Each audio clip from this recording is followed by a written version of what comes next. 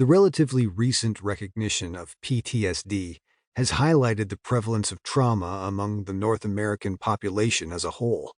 American and Canadian military veterans dealing with the devastating symptoms and effects of PTSD have received international attention, which has helped reveal that trauma is a much larger public health issue and has been for a very long time. The Canadian Mental Health Association estimates that 8% of people will experience PTSD in their lifetime. This figure does not, however, recognize that many people experience lasting trauma without developing a diagnosed condition such as PTSD. A more accurate representation of the prevalence of trauma suggests that 1 in 3 people who come to a yoga class has experienced some degree of trauma during the course of their life. Although trauma rates seem to vary across different segments of society and may be different depending on race, age, gender, and socioeconomic status, the bottom line is that no group is immune. Whether one is rich or poor, male or female, young or old, they could find themselves living with trauma. It is unlikely that trauma rates will decrease.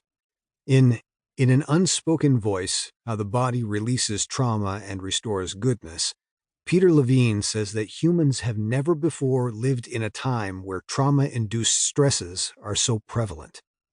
If anything, until we learn to adopt measures to deal with the stressful world we have created, trauma-related conditions will become more prevalent, and the need for interventions to counter these conditions will be even more necessary. Can yoga help? There are many different systems and styles of yoga. Almost all schools, however, hold the basic elements of breath, movement, and meditation as fundamental to the practice. Pioneers like John Kabat-Zinn have incorporated these core elements into programs such as mindfulness-based stress reduction, MBSR, to very effectively mitigate stress-related conditions.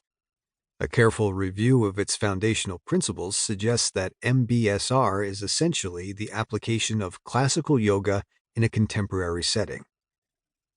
Increasingly, studies support the premise that these core elements can indeed help people manage the symptoms and effects of trauma in a healthy way, reducing dependency on drugs and other coping mechanisms that often have negative side effects.